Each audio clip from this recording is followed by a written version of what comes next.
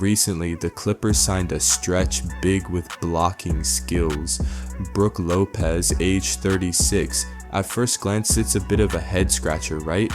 I mean, they already have Ivica Zubac, a legit interior defender, so why bring in another rim protector? And an aging one at that? Let's break it down using stats and data science. First, we grabbed game level data from the NBA API. Every game, every player across the 2024-25 season.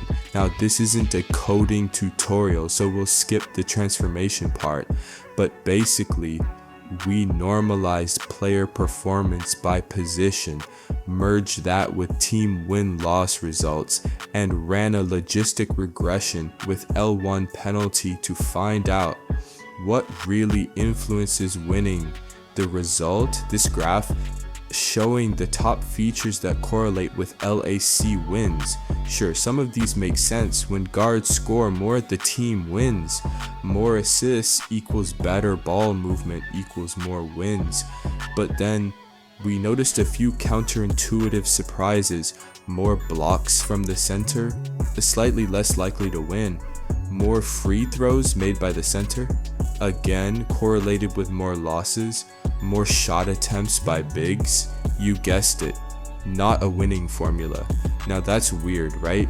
You'd think blocks, post scoring, and free throws would help, but the data tells another story.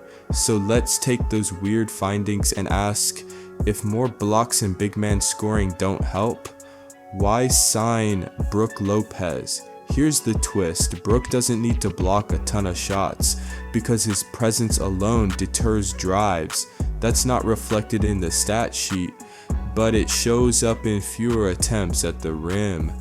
So by putting Brooks, Clippers will decrease the blocks they made and contribute to increase their probability of winning. And those free throws? Unlike many bigs, Brook shoots around 78 to 80% from the line, so even when he's fouled, it's not a liability, it's free points. Again, the opposing team will be discouraged to foul and eventually decrease the impact of this feature, thus leading once more to the dub. And finally, shot attempts. Brook Lopez isn't a volume scorer. He doesn't clog the paint. He spaces the floor, picks his spots, and lets the guards cook.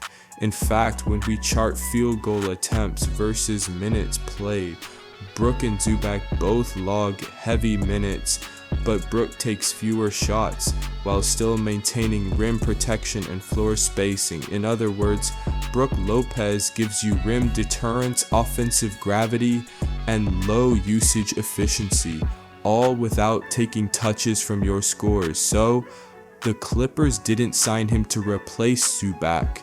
They signed him to fix the system around him.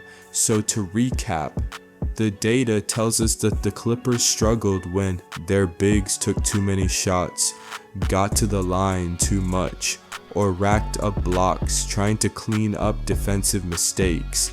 But Brook Lopez, he's the antidote to all of that. He deters drives, so blocks aren't needed.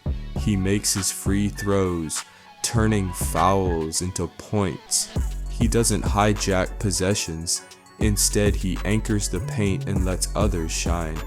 At 36, Brook might not put up flashy stats, but he's the kind of player that lets your stars be stars and still makes the whole system better. And that's not just a hunch. The numbers back it up. If you like this breakdown, drop a like, share with a Clippers fan, and let me know in the comments who's the next under the radar signing we should decode with data. Until then, stay smart and stay curious.